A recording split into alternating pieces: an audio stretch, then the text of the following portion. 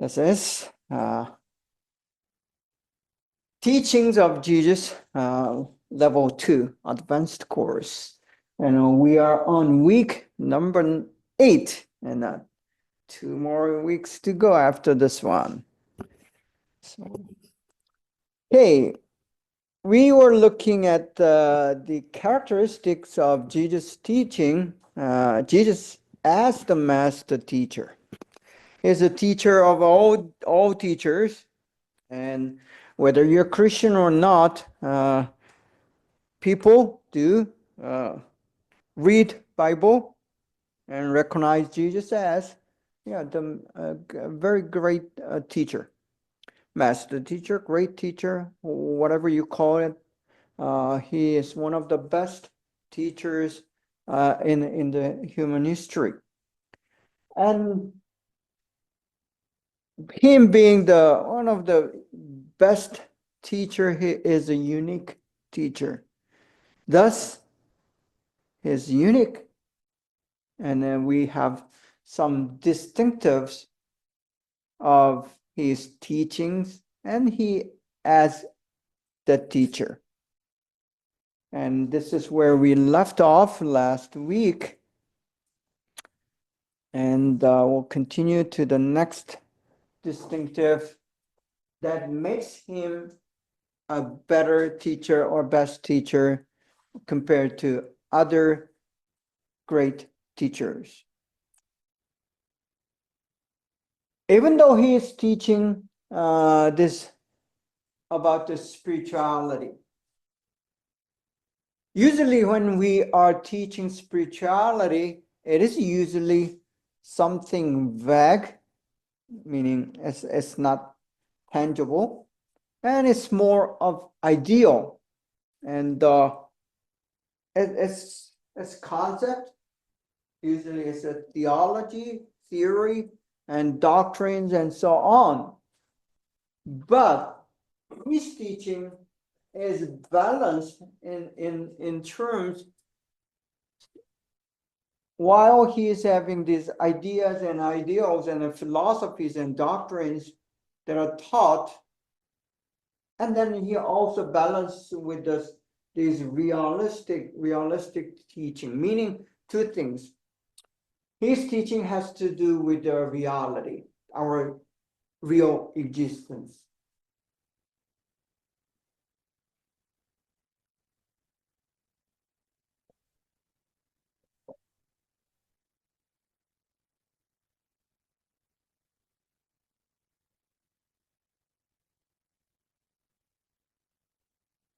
Reality, real existence.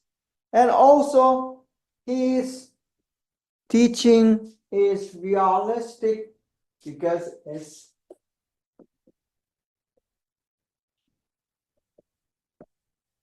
tangible, meaning you can touch it, and it is down to life. Most religion focuses on the rituals and the practice. When we say religious practice, it's usually the rituals. But as we read and study the gospel, the teaching of Jesus, we see him teaching very real life lessons, the things that you have to know as a person to sustain and to make your life on earth. So this earthly existence demands something that is realistic, and it has to be true, and it should make sense. So if anything does not, if anything you learn is ideal, very philosophical, but if it doesn't say anything to your real life, then it's just religious. Christianity is not just being religious. It's more than religion. So when someone says Christianity as a religion, well, it does have some validity, but it's beyond the religion. So Jesus wanted to touch the lives of everyone who is listening. He fed those who are hungry. He healed those who are sick, and he cast the evil, bad spirits out of people who are possessed. So by doing so, not only he teaches in the speech and in words, but also he teaches people with actions that are visible, actions that people can understand even without any education. If someone someone can teach those who are educated, just like myself, professor, and then this is in college, and we have people who have certain intellectual level. But Jesus taught not only those who are educated, but he was able to teach those who are not educated, including little children. So thus, it makes him a good teacher. I mean, it is very difficult to teach little kids. If you are parents, you had the experience of trying to teach your children, which is almost impossible. And if you're teaching a Sunday school in a church for little kids, it's not that easy. But Jesus was more than easy in doing educating children and those who are not learned or those who have not able to read or write. So him being realistic, that makes him a distinctive teacher. Point number 2 there. Second point here, true and credible. You can say the things that pleases people. You can say the good things, good stuff, and you can tell the story that is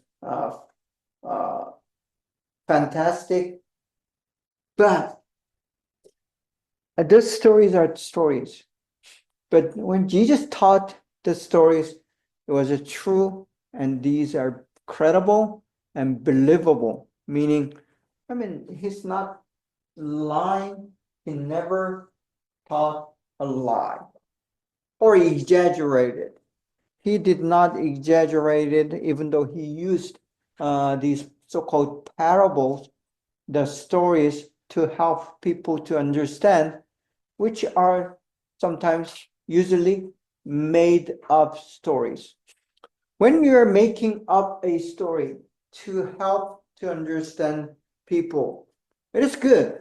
But in doing so, there's always this trap or temptation to exaggerate the story so people will have more impact as a part of is sort of manipulation.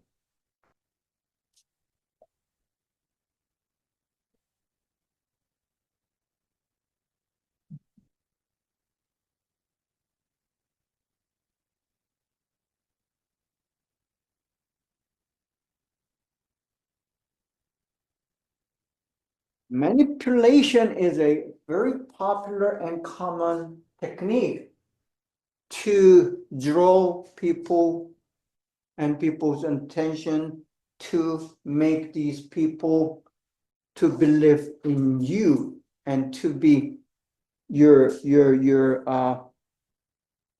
puppets or your toys or your just followers. And you see, most often manipulation is done in circle politics, but as much as it is used in the politics to manipulate or to kind of it's a tricking way of tricking people. And even in religion and even in Christian churches, there are those who are trying to manipulate people by saying things that are not true, but people does like. And then as you know, playing with someone else's mind and motivation as well.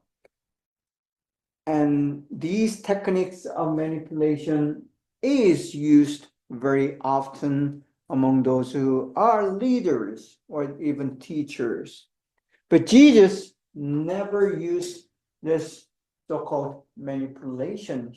He was true when he said certain things, and he even tried to push away the people who try to follow him. It's not usual for any leader who wants to be popular. I mean, they do they manipulate people for the reason of popularity.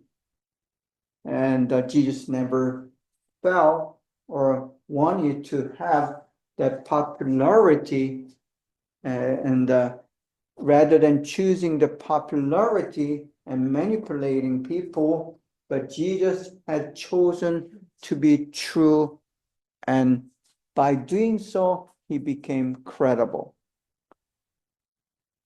So it is pretty much, I mean, there's always this human tendency and then ego hidden under our hearts.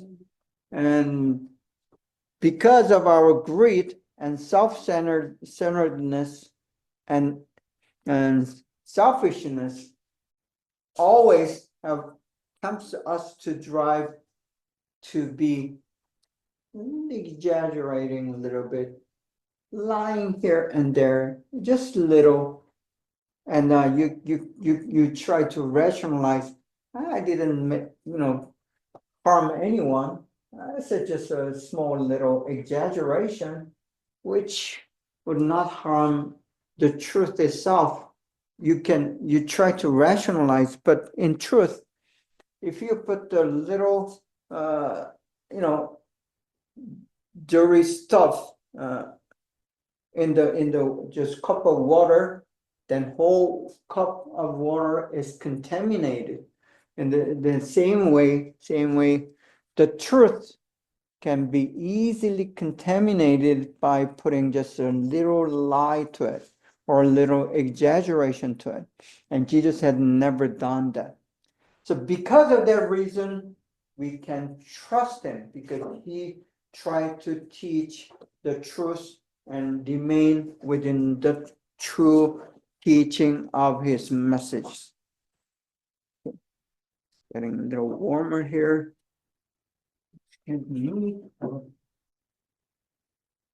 Okay, then third point there is rational and logical. People listen and be persuaded when he or she is either emotionally agree or intellectually agree. So we have that either tendency. Usually the data, scientific data and psychology tells us women are more tend to the feeling and emotion side to be persuaded, while men are more logical and rational. It's a generalization, of course. And at any rate, Jesus was targeting all of these two groups. So while his message is very emotional and inspirational, and he tries to speak to the emotion and feelings of people, at the same time, he was very rational and logical in his teaching. I personally rather like rational and logical development and then presentation of certain facts and truth and then stories and so on. But some people rather inclined to emotional and feeling side of that. But as you read Jesus's argumentation or debate against these so-called Pharisees and the lawyers and scribes who are challenging him, he then tries to speak to them in very logical, legalistic, and non-legalistic, lawful, and then rational manner. So he tries to persuade them with a very good logic. So he is rational and logical. Then, at the same time, he makes his teachings, his lessons, very easy to remember. This is very difficult. I've been teaching many years, but that is not my talent. Storytelling and trying to make it very fun and interesting. It takes a certain talent. I don't have that. I fall more to the rational and logical presentation of the matters and the teaching material. But there are good teachers who are very good in making it very interesting and attractive and easy to remember. Usually people say those are the good teachers. Because of that, Jesus is a good teacher, is one of the best teacher or the best teacher because he had this talent because he is God, of course.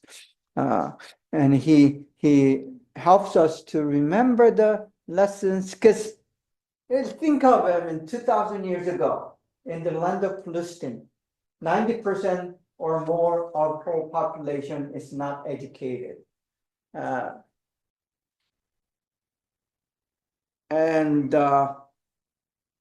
they did not have tablets or even notebooks to write on, or the pencil, or they were not available.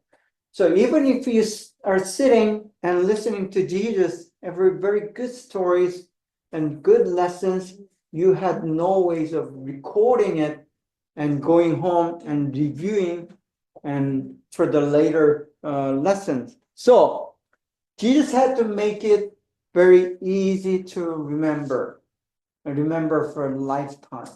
So that's what Jesus did, and he did it very well. And the most good example of him making it to remember is the parable, the stories.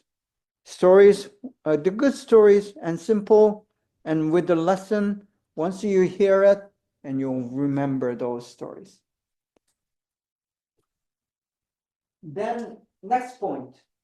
His teachings, Jesus as a teacher, his teaching has to do with the spiritual matters, life, death, the Spirit, and the Holy Spirit, and all these things are spiritual. And things of God, when you try to teach about God, who is not visible, then it falls into the category of spiritual matters. But Jesus did not focus only those spiritual issues, but he also taught us to be very practical and understanding and the things of this earthly existence. So, and us as a human being, existence as a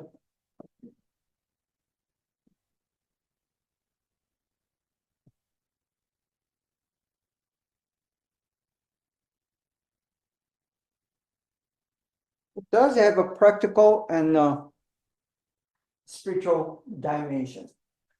some theology, some doctrine says that these practical matters of eating, sleeping, and having to wear the clothes and having to work and all these life things are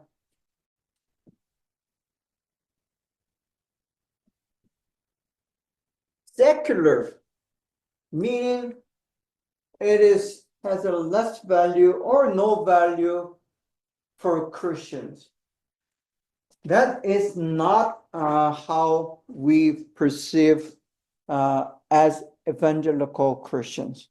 For us, evangelical Christians, Bible-believing Christians, Jesus-believing Christians, we know these life practical things, so-called earthly things, does matter. It is important as well. So Jesus had to teach us to balance so-called spiritual issues or sacred issues and the secular issues together. As long as you're a Christian, then you have to live a life that are both spiritual and practical or earthly. And Jesus taught us to balance the importance of both things. Coming to church and worshiping is important, and then going home and making meals, and then cleaning the home or having the education at school. These things are as important as coming to church and worship. That's how we perceive life or the existence as evangelical Christians, and that comes from the teaching of Jesus. So we want to remember that. Again, continuing very distinctive teachings of Jesus. Receptor-oriented. That is a word that is used in a communication theory.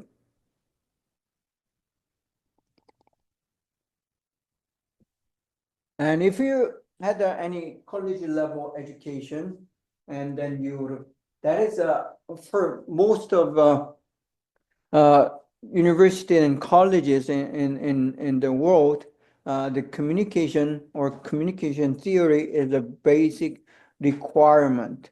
It is a required subject for you to study. In that communication theory, one of the basic things that you will learn is receptor-oriented communication, meaning that communication should be, if you speak and if you say the words and if you have the message, you should be considering your audience or those who listen. So the way to improve and to have a good communication is to consider the position and the background and the context of the listeners, meaning just focus on the listeners rather than your speech. And that's what we call receptor-oriented communication. And Jesus was the best. He always considered those who are listening first. Of course, he had the same message for whether he is wealthy or the poor woman in the street. He did have the same message. But the way he speaks and teaches and deliver his message is different from the person A to person B. From the Nicodemus, who's the leader and the lawyer and the educated and the powerful political figure in the Israel, he spoke in certain way. For the woman who had touched his cloth to be healed, he had a different way of speaking to that lady who's been suffering like 30 years from that evil, bad sickness.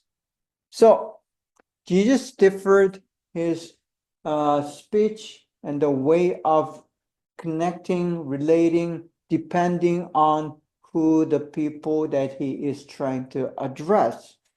So that's called receptor-oriented the communication and education. So that's what he did. Then, next point, incidental. Jesus, when he teaches, because he was doing only 3 years of ministry, and he has to accomplish his task trying to give and share the gospel message. In another way, he identifying himself as the Messiah, the Son of God, who came to save the whole generation of people. He didn't have that much time, 3 years. That's not, quite a long time to use. So he has to use best moment for the best result. So he used the time very effectively and very usefully. And one of the ways that he chose is to choose so-called learning moment or teachable moment in English expression. When in America we say teachable moment, it means that's the opportunity that one can learn and one can teach. We have those moments at least once a day, at least once a day. And Jesus used these opportunities and the chances to communicate his message of him being the Messiah. And usually he focused on the needs of every single person, different from person A to person B. So by focusing the need and the context of the event that is happening, in other words, we have those time where we want to rely on someone or to speak to someone, or there are times that you are very depressed. There are times that you feel very oppressed. There are times that you feel very alone. And there are times that you even wanted to kill yourself. These are so-called teachable moments or learning opportunities for that particular person. And Jesus used those moments and time to communicate who he is. One of the example for this incidental learning opportunity happened when he was at the well of Jacob, or Jacob's well. And there come a woman in the middle of the day, the hottest hour of the day. She come to the well to draw water. And Jesus carries a conversation, begins a conversation with this woman, and eventually shares that the message, the one who is asking for a cup of water, is indeed the Messiah that she is waiting for. So there are hundreds of, many of these examples, but the woman at the well, so-called, that would be one of the, the, good example of Jesus using this learning opportunities or teachable moment. Then third point there, critical yet not judgmental. This is a very difficult balance for us to manage, us as a human being. When you look at someone making mistakes or someone doing something wrong, it is easy for us to be judgmental. Being judgmental means that you're telling yourself, I'm better than this person. I'm better than this person. And you're fingering that person and saying, look at that. That's being judgmental. Critical is being very rational, neutral. You do not put that incident, relate yourself to it, but you're eliminating yourself from that, and then make very objective statement regarding what he or she is done wrong. Being critical, the motive for being critical biblically is to improve, to better that person. So that would be the motive and the reason for you to have this eye of measurement or critic for that person. So being critical and being judgmental is a two different things. Jesus being the Son of God and the Messiah, he tried to be very objective and neutral, and telling these people who he come across and encounter, telling them this is wrong in the sight of God the Father. So he tried to be third person and focus his fingers toward God and help people to look toward God, and reflecting himself or herself, the words and behavior against the God as the mirror, God as the standard, and God as the teacher, instead of him trying to make a judgment. So Jesus avoids being judgmental or making judgment at all. And he even tells his disciples, I'm not here to judge. And even the final judgment, who is going to be saved and who is not going to be saved, or the sins that we committed on this earthly existence, will be made by the Father. So he is saying, no, I'm not here to judge, but to save. That's what he said. Okay, next point. Revolutionary. As we know, the word revolution is making everything upside down, turning everything around. So when Jesus speaks and when Jesus teaches, people were so offended, meaning that they were the idea, paradigms, belief, whatever you have and had, Jesus wanted to change it, turn around, upside down, totally. That's being revolutionary.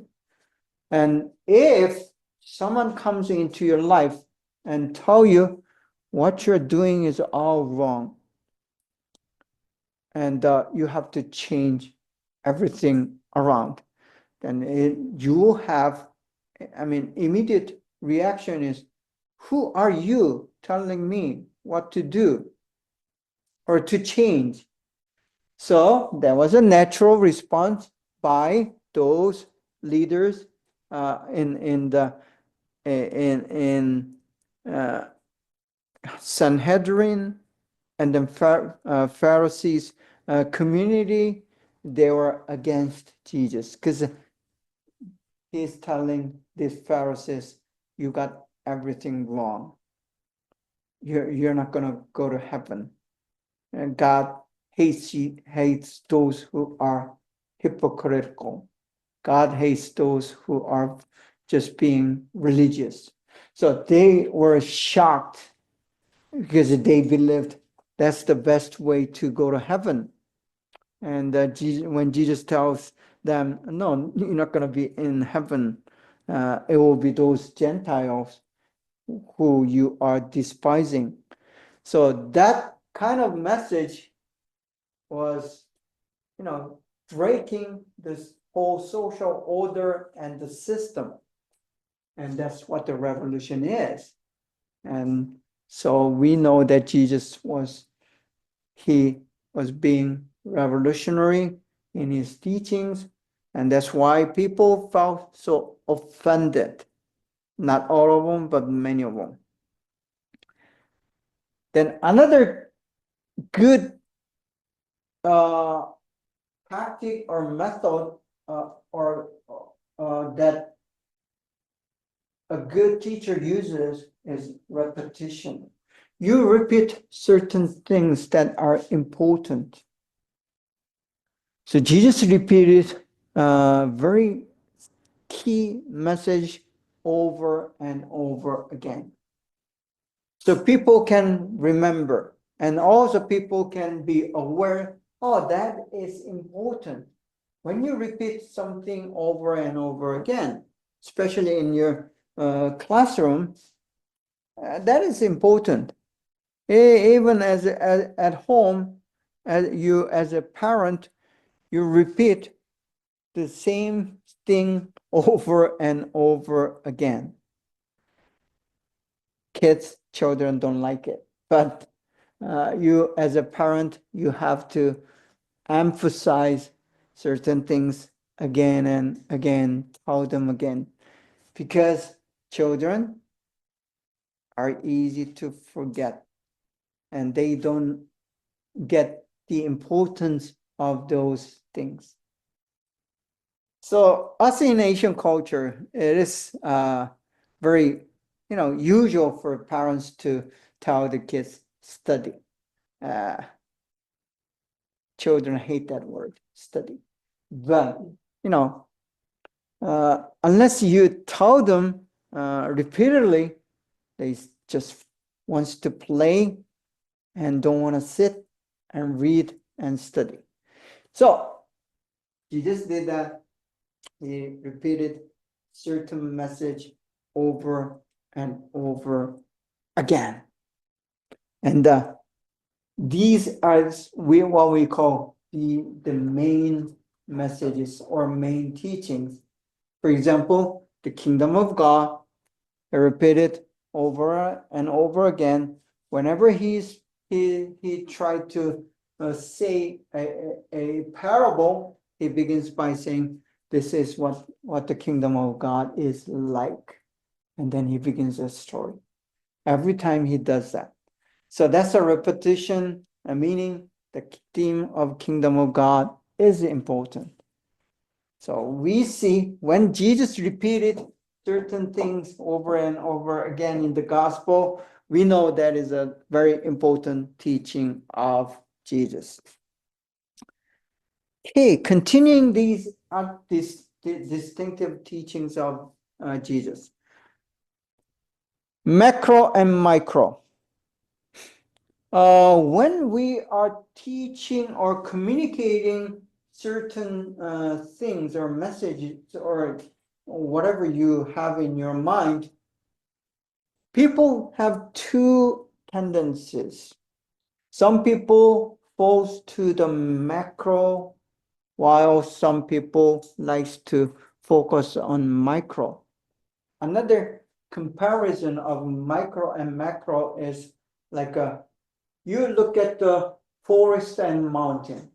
Some people enjoy that forest and mountain from far away. But there are some people who wants to go into that mountain and to look at the trees and the flowers and plants and then rocks and the streams and so on. So there are two different tendencies. That's just human tendencies. I cannot say which is better or which is worse, but these are human tendencies. But Jesus Being God himself, there's the balance. There's macro and micro, small things and the big picture. So that is important for a teacher. Sometimes when you try to teach, you may miss this micro details while you're trying to, give them a big picture, and vice versa. So it is important to focus on details while you try to give your students a bigger picture. So for us as a student, it is important to have both macro, the big picture, and micro, the small details. So that is one of the key things that you want to remember as a student. And Jesus always tried to balance this macro and micro messages. The next point.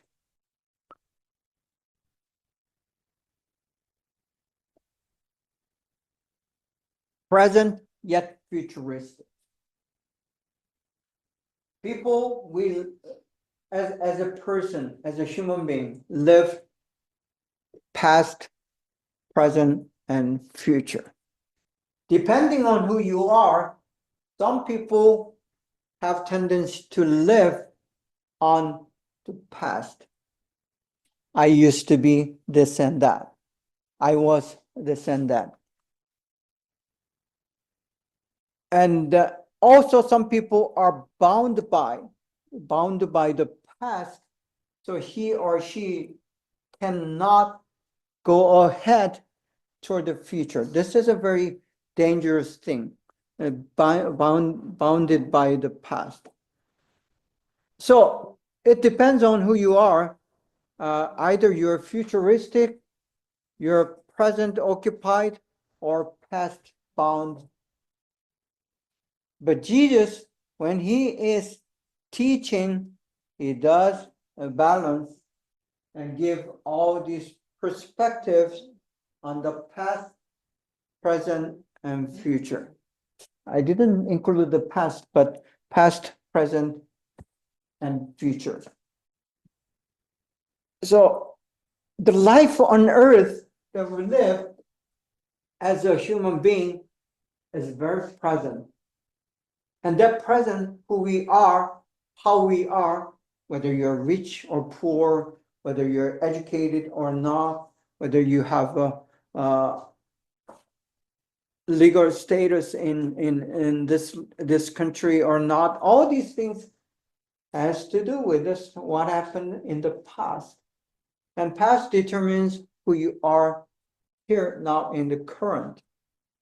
And who you are now will eventually affect who you are going to be in the future.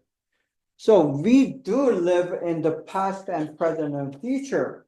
And Jesus tries to teach all these perspectives regarding the past and how to see and view the present and how you prepare the future.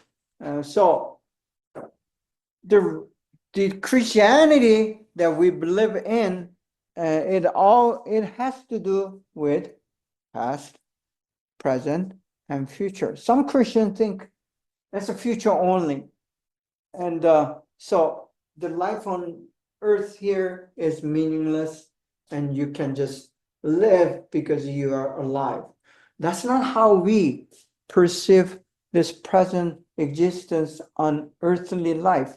This earthly life is important because what we do and how we live right here today will have very significant implication in the future. So this life that we are living today is as much important as the future that is coming. And the future is not separated from today, the present, and the past. So it is all very important for us as a Christian to know this past, present, and future are closely connected. And Jesus was very aware of this connection between the past, present, and future. He tried to help us to have the perspective, insight, trusting or connecting past, present, and future. So as a believer, as a Christian, it is important to have a very balanced review and the evaluation of my own past, and then look at the present realistically and also with the spirituality. Then whatever you decide to do today at the present day for now will have a great effect on the future. So it affects your future. So that's how Jesus perceived this time and taught us as a master teacher. Then next point, personalized and customized. That is again has to do with the receptor-oriented communication. So I already explained that idea. Jesus, even though he was very against the people who are being legalistic, he did not deny or ignore the law. There are 5 important books in the Old Testament, the law, the Jews called Torah. This Torah is a fundamental of Christian religion. So we do not ignore the Torah, the importance and the fundamental value of the Torah. So you have to study the Genesis and then Deuteronomy, Numbers, and these books as a Christian believer. Some Christian, some Christians only focus on the New Testament, the Gospel and the letters of Paul and so on. But that's not how we balance our spirituality. We need to go into and look at the Old Testament, especially the first 5 books, the Torah. And Jesus did that. So Jesus did not ignore or disregard the Torah, the law, but he even taught from those books.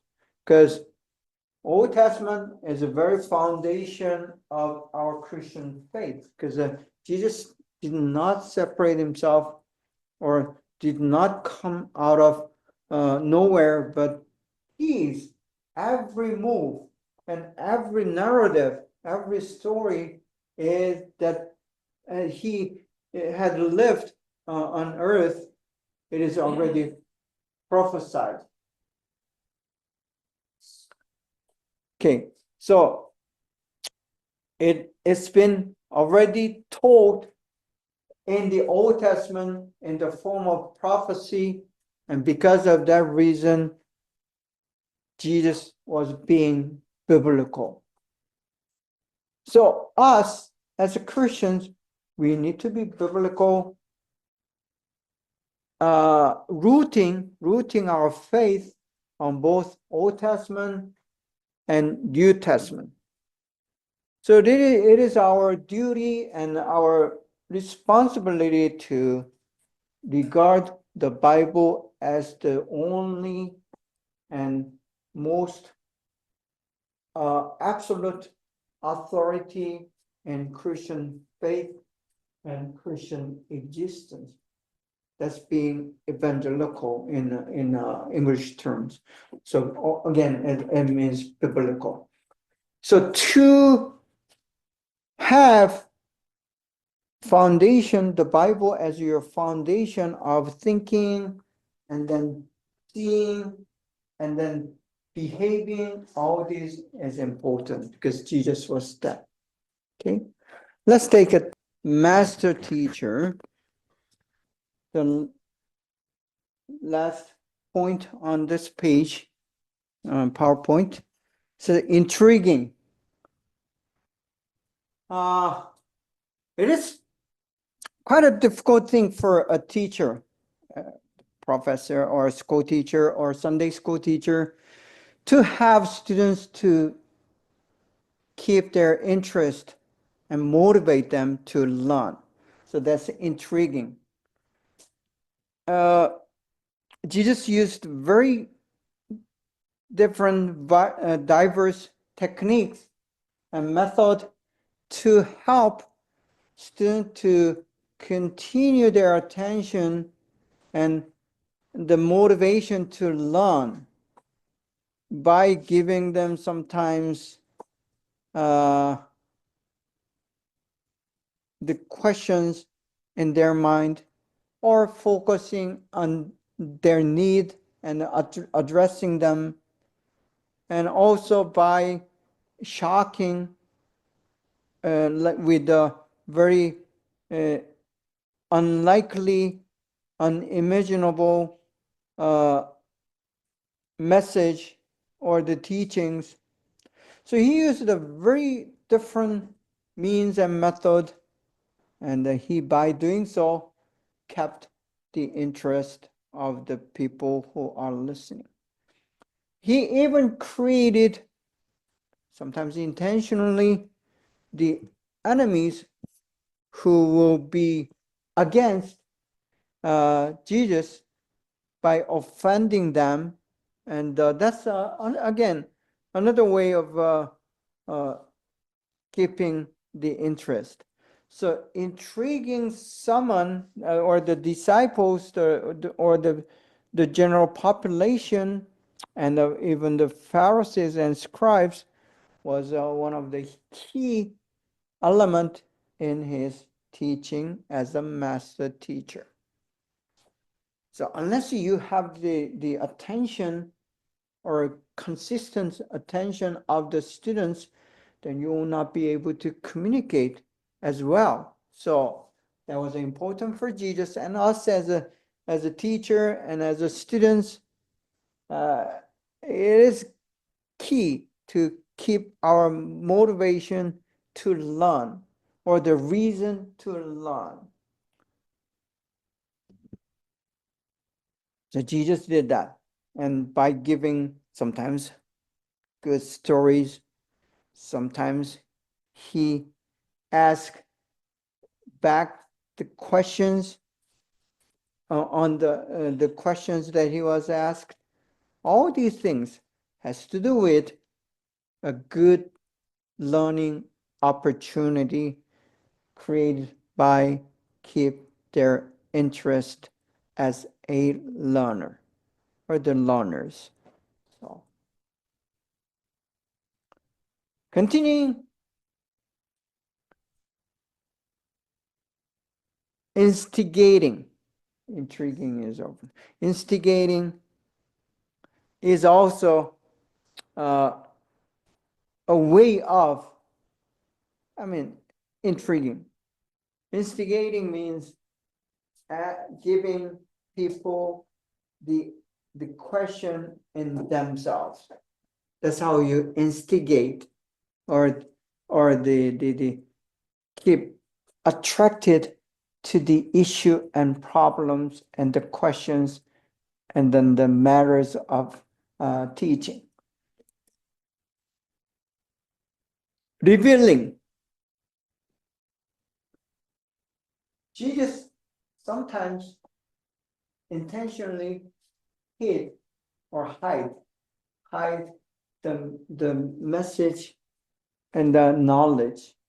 So when you are not told the answer, then you are going to be more instigated and you are intrigued. So that keeps interest. But at the same time, sometimes Jesus reveals the things people really, really wanted to know. So by revealing the answer or answers to the very key important question that people want to know, then you have a good educational or teaching opportunity. So Jesus sometimes reveals the secrets of heaven. For example, he tells, blessed are those who are poor in spirit. They did not know that. And Jesus reveals, okay, those who are poor in spirit, the heaven is theirs. Heaven is theirs. So that's the kind of secret they did not know. And Jesus also began his message by saying, repent, the kingdom is near. They had no idea that kingdom is already here, and it's not just coming. Jesus later tells, now the kingdom is here, because he is the king. So these are the things that he reveals. He is trying to reveal himself as the Messiah, the Son of God, the one who is sent and anointed by the Holy Spirit. And the people either believe or don't. So it's not so much of whether Jesus reveals the secret of heaven or not. It is the people who perceives, and then they did make that decision to either believe or not believe. So it is their responsibility, even though Jesus revealed the very secret of the heaven and the eternal life. So Jesus did not hide the message regarding the kingdom of God and eternal life and the salvation. He gave everything open and show all the people, but people either believe or they do not. So it is their share, their responsibility. For that reason, we are going to be judged, because Jesus revealed everything that is important. And then if you believe, then you are saved. If you don't, you are not saved, because you did not believe.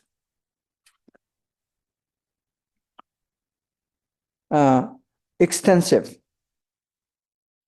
Jesus begins a message A, then from that message, then jump to message B, and then message C, and so on. So it is like, this will be where he starts, and then he extends the message beyond that, and again toward that, and so on. So it's like if you have played with a stone on a pond or lake, you throw a stone, it makes a circle, and the wave that expands. It's the same principle. Jesus begins a message with a certain things, and he expands or grows the message beyond that, and so on. And also he goes another way. He begins the message here and goes deep and deeper and deeper. That's another way of Jesus teaching. So he begins with an easy and simple message, and then everyone can understand, and then goes deeper and deeper. And so then there is a certain limit where your spirituality, if you're mature, then you will go deeper and understand it. And if you're not mature, then you will stop there. But that is okay. It is enough. So Jesus tried to expand and goes deeper, because people have different level of understanding. And Jesus wanted to give chance to those who have a deeper understanding and more understanding he wants them to understand.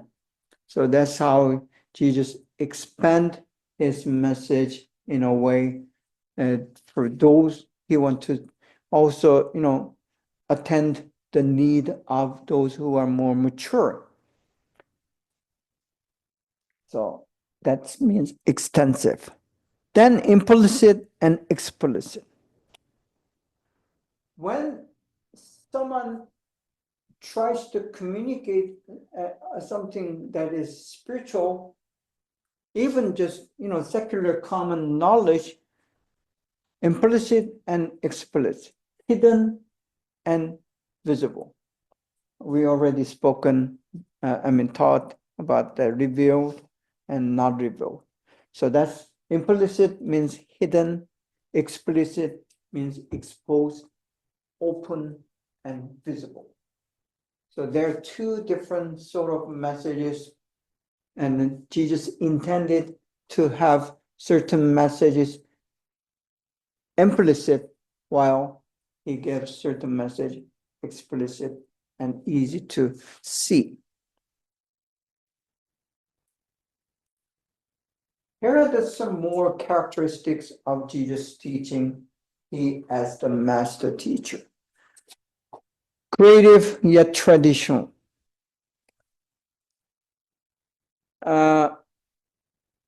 Traditional, by saying traditional, I mean that Jesus had used this Judaic tradition or tradition of Israelites to help to communicate the message of salvation and message of him being Messiah.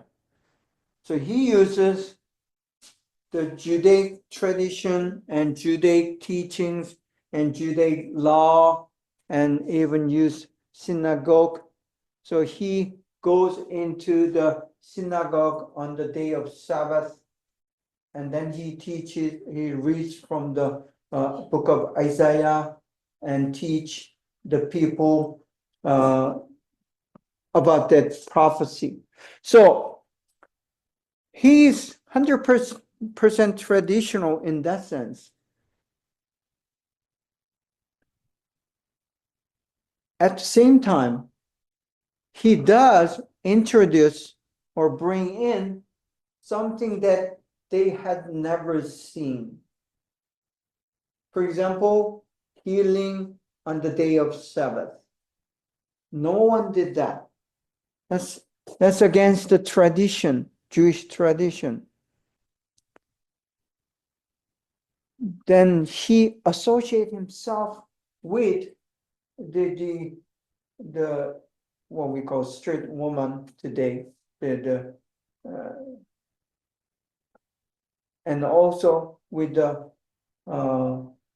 who have leprosy, which people would not even speak to. And he was speaking with a woman at the well who happens to be a Gentile, a Samaritan woman. And they consider Samaritan people even worse than the Gentiles.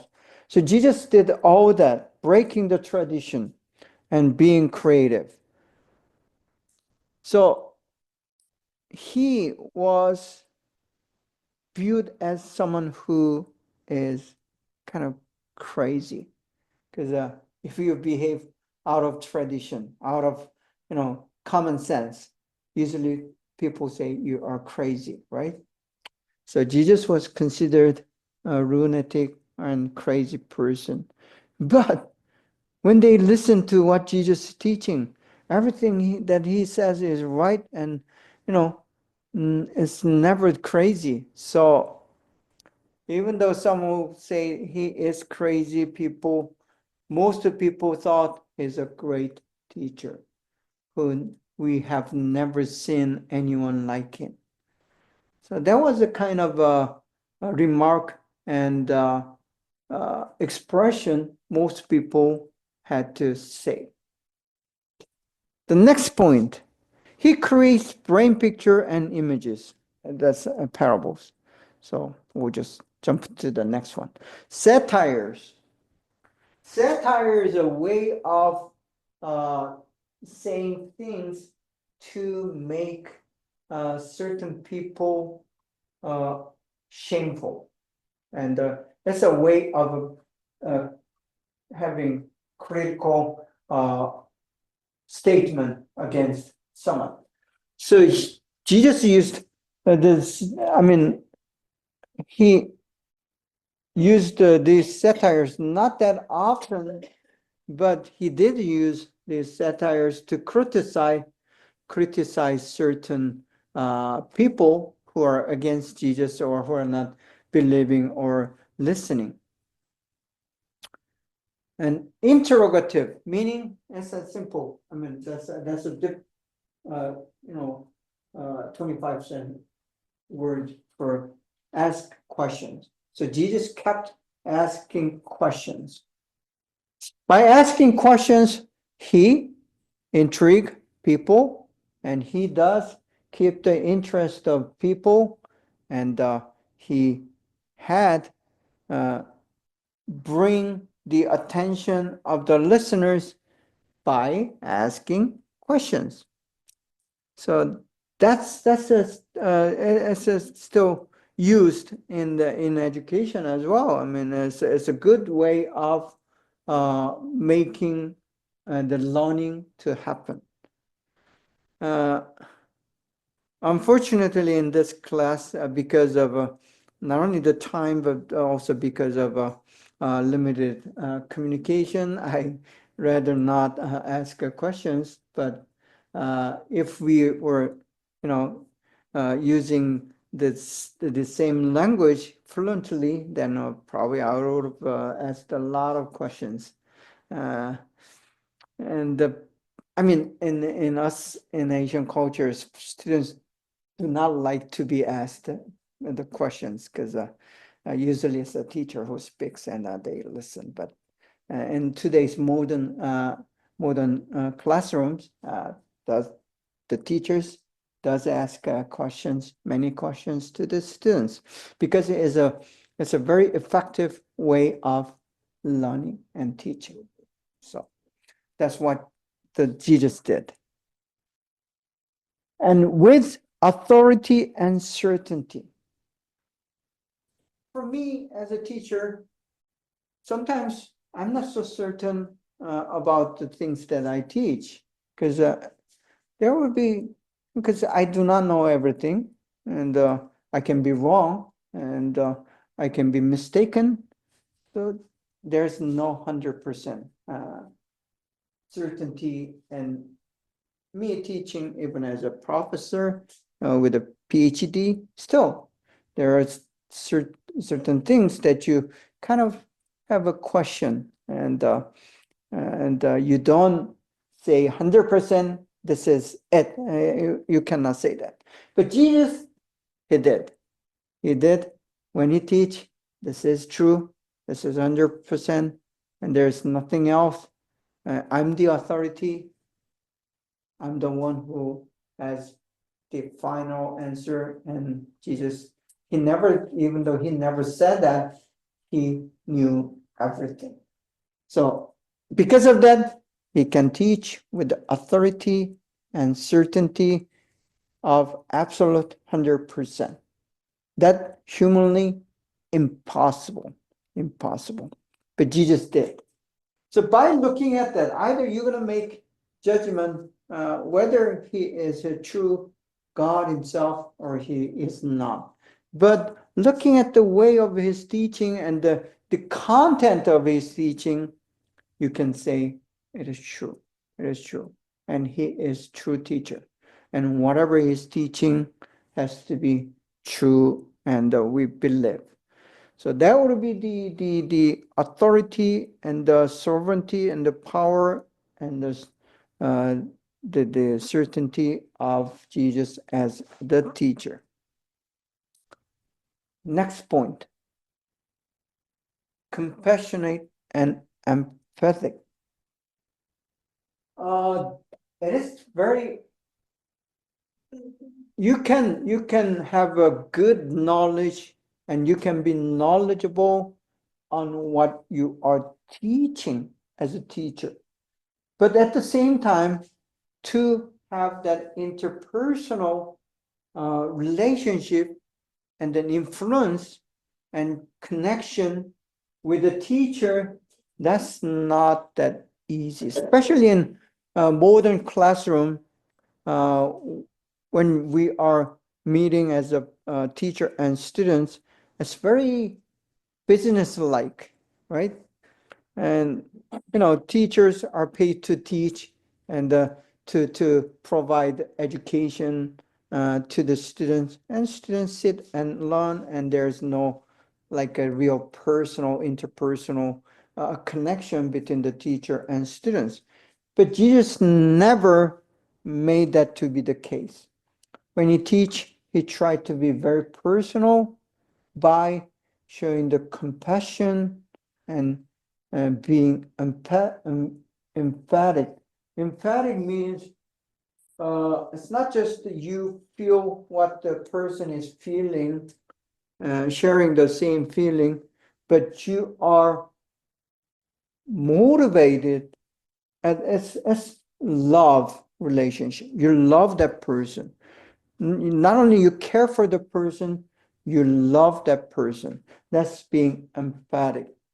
So you do whatever you can do possible to help and to resolve the issues and the difficulties and need of that person. And not only you are willing, but Jesus was capable. But at least for us to be an emphatic teacher, we should be willing 100% to help out and to be there uh, as a mentor and guide and teacher and the person who cares and love. That's what emphatic or empathy means, and Jesus was all that. He was 100% emphatic, and he was compassionate with on their students. So that's something you can say that and you can try that, but you'll never be able to really emphatic as a teacher. That's not for us a human being. It's not possible. But Jesus was doing that 100%. Next thing, a topic will be Jesus, when he did, he had open education. That means students are not forced meaning forced or manipulated to learn. If you had experienced the education in on one of these us Asian context, we are forced to learn, and teachers even use the certain violence. I mean, they use the violence to help students learn, and that is okay in most of us Asian context. When I was in school, and from the elementary school, you don't usually have that intense discipline by the power. But when you are in junior high and high school, you expect to have at least one hit a day by teacher. And it was common. I mean, if you go without having, that hitting by teacher, it's kind of dull. So it was expected, and that was okay.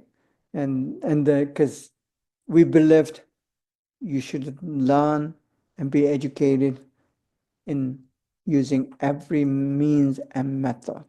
And the parents were very okay with the teacher having to deal with the students in those that ways. But Jesus never did that.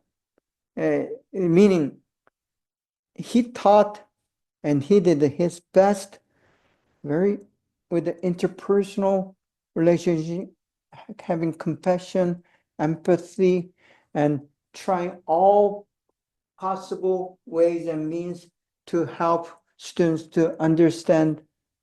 But he left all the responsibility and the power to the students to decide.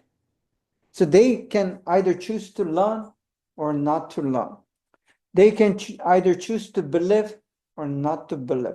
That's sort of open education.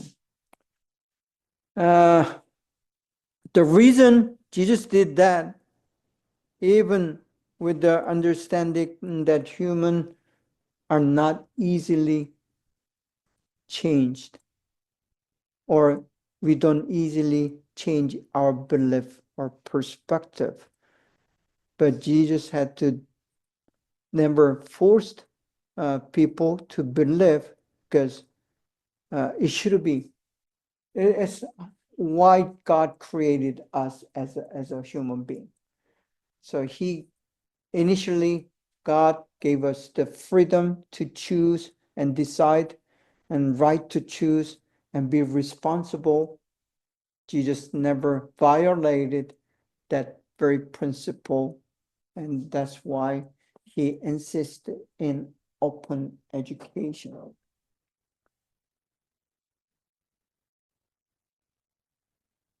Here at 6W1H of the Jesus teaching.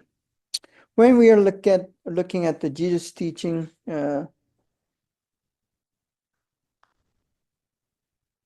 what did he teach? We kind of covered that. Who the teacher Jesus is, that's been covered. And now we are going to look at when did he teach, and where did he teach, and whom did he taught or teach? Why did he teach, and how did he teach, and wherefore?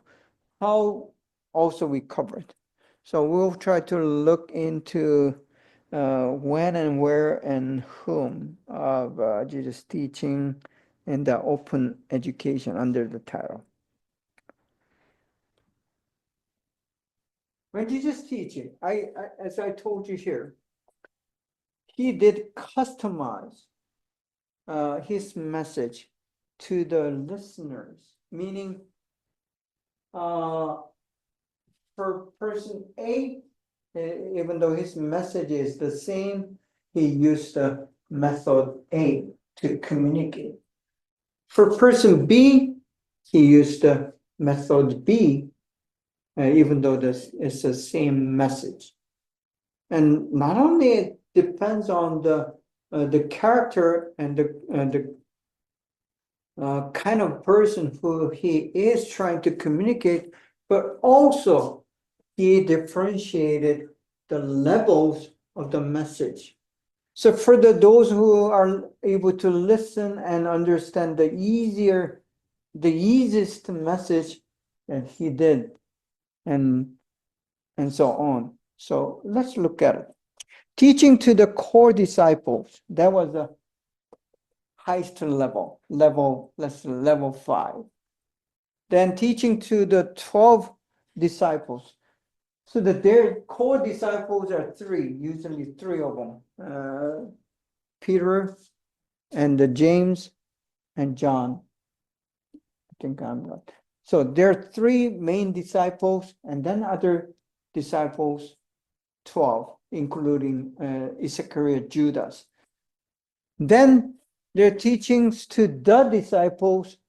Usually in the Bible, it mentions 70 disciples. Out of 70, there are 12. Out of 12, there are 3. So these disciples had kind of rank and levels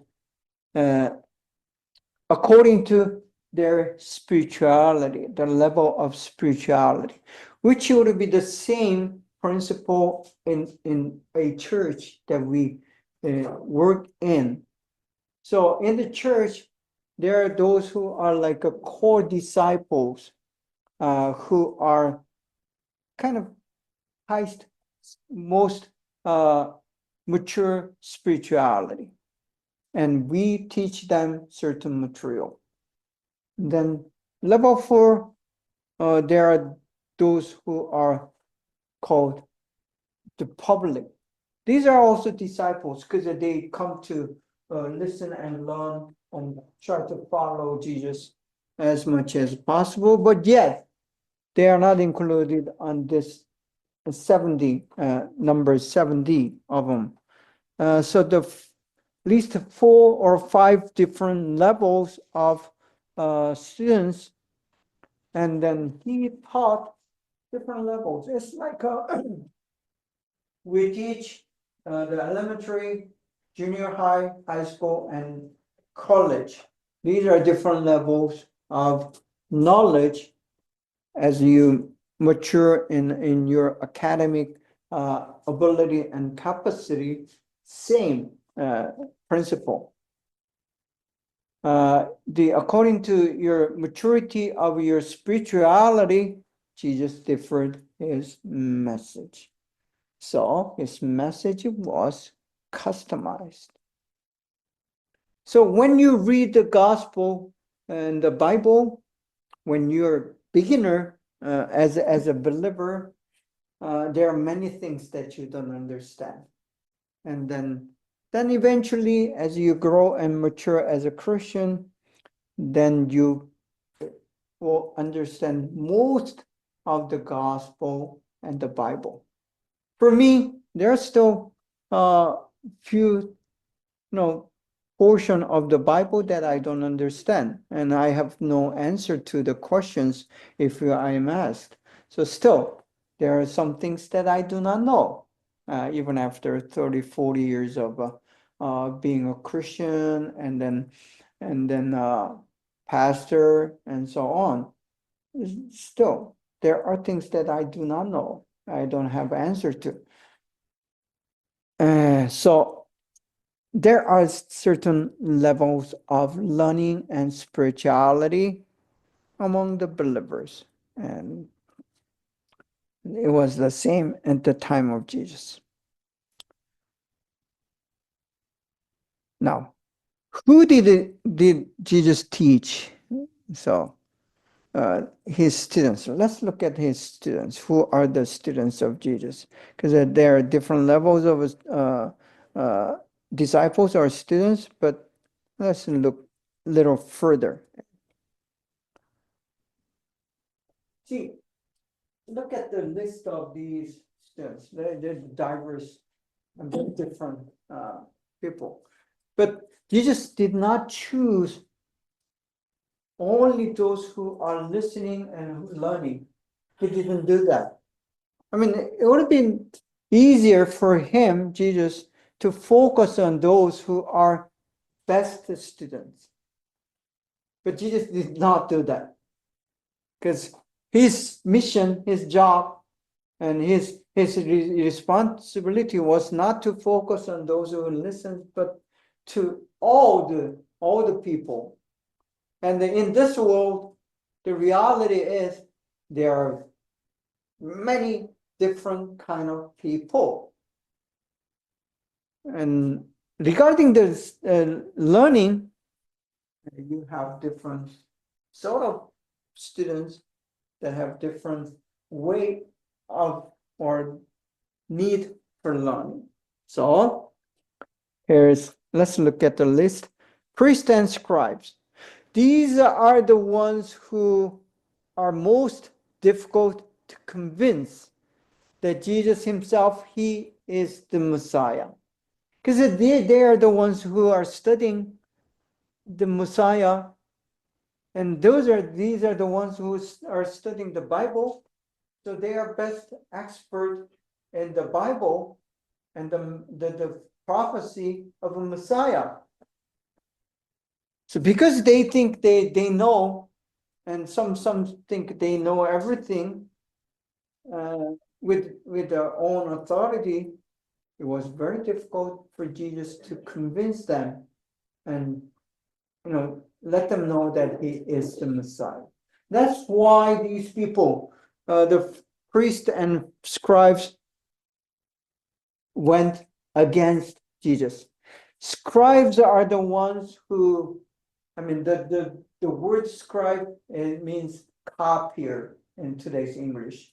They do copy the Old Testament to the new blank page of sheepskin to make it, continue to exist. So they make a copy of the Old Testament.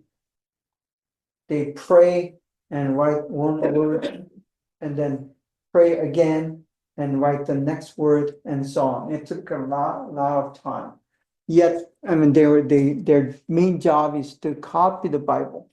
And at the same time, these are the scholars of Bible. They're the ones who study the Bible. So they had the learning of biblical text. When you're, making these copies and you not only you read, you're going to meditate on it, and you are going to be a very educated expert on the Bible, the Old Testament. So, when Jesus was teaching, they knew the Bible, and they didn't quite think that this is the Messiah. So those are the one who is most difficult students. Also, we have Samaritan woman who is not a Jew and who happens to be a woman. That two elements would be distant Jesus. Jesus was distant, a woman, and then Samaritan woman. Not only that, this woman had already had 5 different husbands, which the life, and it means her life is tough, but the kind of moral, according to their moral standard at the time of Jesus, she was not so good. Even though she was not like that woman who's caught during the adultery. That woman also Jesus associated with, had a conversation. You're not allowed to have a conversation with a straight woman who sells her body. It's not thinkable for Jesus, the teacher or priest or scribes, to do that, or rabbi to do that. But Jesus did. So that audience became the student of Jesus. And when he does that, people will finger Jesus and look at this. Jesus of Nazareth, he's kind of crazy. He's speaking with this girl, a woman, married a woman, and then divorced a woman, and so on. So they kind of murmur. That will kind of give a disrespect of Jesus as the teacher, but he did not mind. He did it anyway, because that's how Jesus perceived his students or the people that he tried to communicate or to save. So Samaritan woman is surprising. Then we have Roman soldier.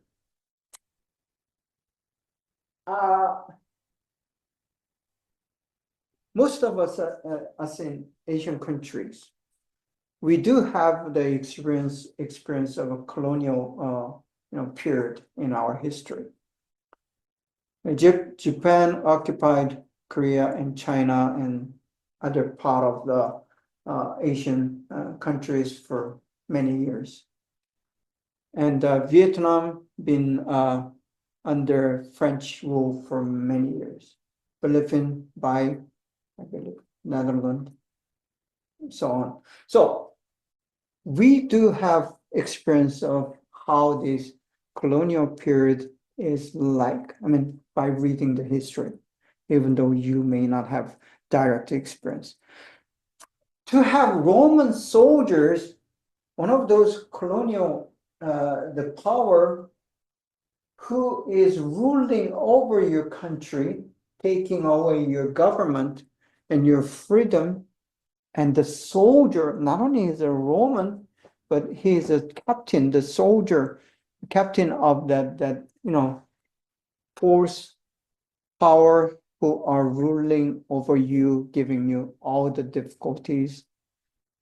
Then Jesus said, communicate with that guy, and even saved the servant of that captain, and so on. There are a couple stories regarding the Roman soldier. So that's unthinkable to the Jewish people. And finger Jesus, why would you do that? Why would you help Roman soldier? And so, but regardless of fingering, Jesus was taking this Roman soldier who come with the need and help and asking question. Jesus was willing to help him and give answers. So not only is a student who are diverse, but these students are not likable, thinkable, or normal students that you would consider as a students. So that kind of surprise us and surprise readers. General public. The reason that I put the general public there as a diverse student is because most of these general public, the mass, the people who came to listen to Jesus were women and children, meaning they did not have proper education as like most Jewish men do. I mean, most Jewish men were able to at least have knowledge of the Torah, the Bible, even though they may not be able to read and write. Meaning these general public are not educated, they are poor, they have nothing to do in the daytime. That's why they followed Jesus and came to listen to Jesus. And by today's standard, they are the most least people in the society. And us human teachers probably would not choose to teach and spend your time or waste your time on these, nobody. I mean, it's basically they are nobody in the time of Jesus. We cannot say that today, but in the time of Jesus, women and children were nobody. They weren't even counted in the population census. So least people, nobody, but Jesus cared for them and give his attention, his time, and the most time was spent with this general public sort of people. So why would he do that? Because they are most important student to Jesus. So the way he did as a teacher, the rabbi, most of the rabbi, the scribes and the priests would not associate with these general public women and children. They disrespect. They didn't care for them, but Jesus did. So that's what makes Jesus different. That's why these students who are listed in here are significant and meaningful. Because if you're a regular Jewish teacher, Jewish rabbi, you would not care for these people at all. So whether they are Samaritan woman or a Roman soldier, Gentile, or just poor, nobody, woman and children, you would have not cared to teach them. I mean, not just the association, but to teach them is another thing. but Jesus was more than willing to do that, willing to teach them, spend the time, and give them whatever their in their needs are. He wanted to provide them and be with them. So that makes Jesus as a kind of master teacher, different teacher. And continuing the list of the students, Galilean countrymen. Look at the list of the 12 disciples. Except 2 or 3, most of them are from the town of Nazareth and the nearby town, the Galileans. Galileans are the people who lived around the Lake of Galilee. And then as you look at them, most of the disciples happen to be the fishermen. Some of them are self-employed, but most of the fishermen they didn't have boat, and they are employed by those boat owners. So they're basically poor, least educated countrymen whose job is just, labor jobs. And Jesus took them and made them the disciples and made them apostles. Look at Peter. Peter was just one of those countrymen with some temper, and he called them and he used them, he taught them, made them the number one disciple. So as we read the story, when you just read the gospel without that perspective, doesn't mean much. But when you're thinking about this guy is not educated, probably in today's standards, he just graduated elementary school, and that's all education he had. And then make him to the level of apostle, which in today's standard would be a PhD in Jesus study. That's quite a jump in 3 years to make it happen. It's a remarkable story. And then he becomes the leader of these the 12 disciples. So that would be a unthinkable thing that happened even with today's standard, and Jesus made that to happen. Synagogue officers.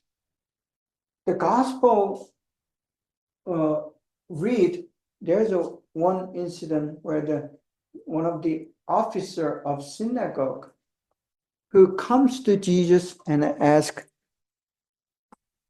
for the miracle of healing, and he responds and answers them.